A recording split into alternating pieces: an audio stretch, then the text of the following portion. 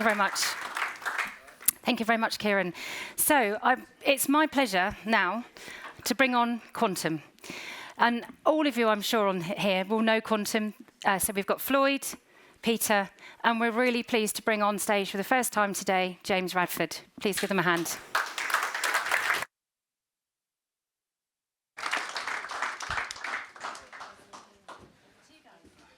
Great. It's great to start and hopefully finish with a bang. I am actually really excited to talk to you today. And there's loads of things that we're doing that we want to share with you. We had the Valkyrie team out the front. I think sometimes we forget to show you some of the great groups that we have within Quantum itself. The Valkyrie team are complex problem solvers. Sometimes we undersell them by talking about security. They're way beyond that. They can do geopolitical analysis. They can look at technical surveillance and countermeasures. They can do deep due diligence, forensic investigations and surveillance. And actually what we have found is within the team, we've been able to sort out multitudes of different problems for the businesses that we're aligned to. But what I'm really pleased to do is to present somebody who, from the minute I met him, was very, very authentic. And not only authentic, but one of those people that you know can take your business to another level. And I think you'll be aware that Peter and I have said from day one that we do not expect to tell you that we are the perfect leaders.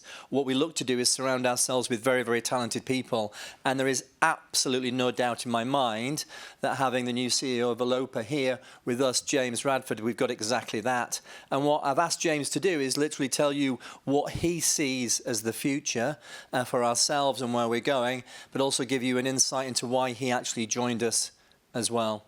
It's my pleasure to introduce James. Thank you, Floyd. I don't have a presentation, but I was asked in my 35 days here just to tell you what I think. So I'm a great believer in people and product stroke tech, always have been. And you need both, and you really do need both. And people talk about AI and tech, and I'll come on to a bit of that in the 2 or 3 minutes I have. That if you put me, and for the sports enthusiasts in the room, on Mark Cavendish's bike, I'm not getting up Alpe d'Huez in 30 minutes. You need the right people with the right tools to do the right job. And I was interviewed 5 years ago for a job, and someone asked me, what's your proudest moment? And in my mind, I talked about my family and my children. And I didn't get the job because they wanted to hear about sacrifice. They wanted to hear about long hours. They wanted to hear about train journeys. They wanted about stuff. That's not me. Didn't want to do that unless it was required. And that's about building teams. And I'll come on to that too. And so when I was asked to join the guys, I talked about 3 things that are important to me. One is, do you look the founders in the eye, and are they passionate about what they're doing, and do they have a believable and credible product to support it? Secondly, are we going to build a team that are going to make a difference? And thirdly, is this a culture that team are going to settle into? Because if you haven't got those 3 things in my mind, we're not going to do it. So let me talk about those 3 things. First of all, you know Peter and Floyd, and if you don't know them, please, they're engaging, and their attitude to what we're doing it is so, their ability to be able to define what we're doing, it is, and be able to say, this is the direction we're going, you'll follow that. Secondly, product. What have we got? My job is to focus them in a laser-like, how do you get to where we're going? How do you get the people to believe in that journey? And thirdly, how do you actually bring new things to the table? And one of the things I can talk about is we've done a deal with, when I talk about this, we're talking to Stelios about a deal that we're going to bring to the table with new product, new technology, and my old company, Leica. How do we create this Fintel opportunity? It's all new things that I bring to the table that people can believe in. And lastly, it's about culture. And those of you who have ever been in a team sport, if you've ever walked into a dressing room and gone, oh yes, they're going to have to be brilliant to beat us today. That's the spirit that I'm going to create in this company. And that's the people I'm going to hire and the way we're going to do it. And the last analogy I'll give you is around, someone talked about the Olympics earlier. And the one thing that stuck with me in my whole career is in the 1970s and 80s, the American Olympic team couldn't understand why they kept losing to the Russians. Now, if we park the chemical enhancement that may or may not have been happening at the time, it was about spirit and belief and creating the right things. And their strap line became, I'm going to create an environment where winning is inevitable. Now, you think about that for a minute. That's around product and people and direction and belief. And it's no surprising in the 80s, the Americans became, frankly, champions of everything. And that's why I'm here. I believe in the product. I believe in the founders. I'm going to create a team, and we're going to be successful because we will create the environment to do so. That's all I wanted to say.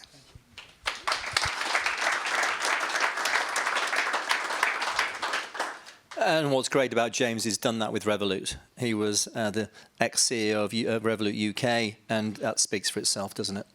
I'm going to get Peter now to give you an operational update, because I also think it's really important that you understand what is also happening in the background, and I think he's going to give you a great overview of all the things we have spoken about and what we're actually putting in place to make sure that that happens.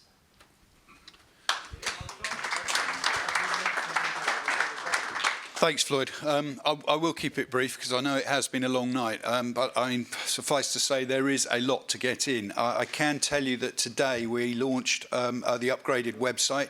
Why that website is important, and I'd like to steer you towards it, is because I think it articulates clearly the talent pool that we have within the group. Floyd and I have always said that we have strived to employ people that are infinitely smarter than ourselves, but then put them in an environment where they can be the best versions of themselves. And in putting that website together and putting some of the numbers, because some of the key metrics are on there, it really brought home to me what we have achieved in terms of the team building. And I suppose being able to attract people of the quality that we have, people like James, to come on board and to continue this journey with us really underlines the strength in the team and the platform that we have created. Floyd and I realise that our days are numbered in terms of being on the front line 24/7. Clearly, we're extremely passionate, but we also understand that the company is now at an inflection point. It is moving towards the big institutional stuff as we start to scale towards the float, which is still clearly in our sights for Q3 2026. One of the big problems and flags, red flags, if you like, of companies that are pretty lean in terms of the management. We don't carry any dead wood. Every one of our team members is absolutely on point, working 24/7 flat out to achieve the vision, and my God, are they delivering. As I said to Floyd earlier, it used to be heavy days in the office. Now, somewhere within the organisation, every single day there is a win. And something to celebrate, and that is energising, and the energy in the group is palpable, and that, I think, to touch on James's point, is one of the reasons why people want to work for us. They feel energised, they are excited, and they want to be the best versions of themselves, and that is manifest not only in the services that we provide, but the products. I was in a meeting earlier today in the city with some guys that had built a company and sold it to PayPal. They know their onions. They had a demonstration of the Volopa platform that literally blew them away. I was quite shocked that guys who are clearly savvy in this space saw that platform and realised how powerful it actually is. And as we've always said, our products speak for themselves, and certainly never more so than the Volopa platform. And then obviously bringing in a world-class CEO to help direct, laser focus the trajectory of that key company is one of the reasons why I think we will continue to hit our KPIs, and we will achieve the kind of results that the projections suggest. You probably have seen the market valuation that was done on us by Optimo Capital. That's up on the London Stock Exchange website. A generous valuation, suggesting a share price of somewhere around about £26.8. So clearly higher than the price that we're live in the secondary market, and certainly higher than the price that we had been deploying the last of the treasury stock, effectively the last of the private equity that we have and can put into the public domain ahead of the pre-IPO funding, which the advisory board are putting in place.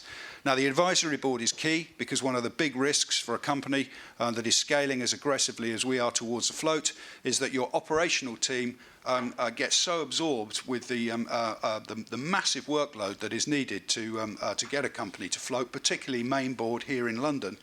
You can often lose sight of the KPIs, and you often see management teams distracted, and effectively the productivity drops off just at the point when you want it to be scaling through the roof. So to prevent that, we have actually engaged what frankly I think is a world-class advisory board, headed by our new chairman designate, who heads that board, Stefan. And again, if you look at the website and you look at the constitution of that advisory board, to complement our operational team headed by James Radford, I think we have got the formula for success.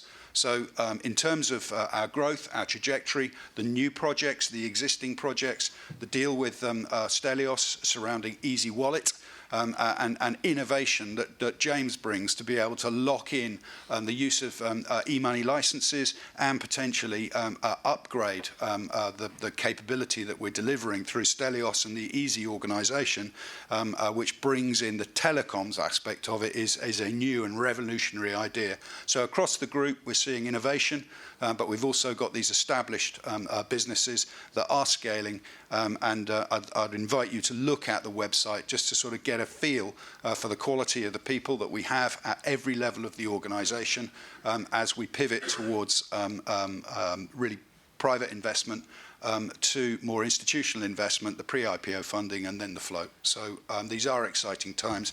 I know that we said we'd field some questions, but we are pushed for time. So you want to go ahead with the Q&A session? Or if anyone's got any specific question, yes, and if not, then we are a bit tight. yeah. Anybody? Not feel embarrassed.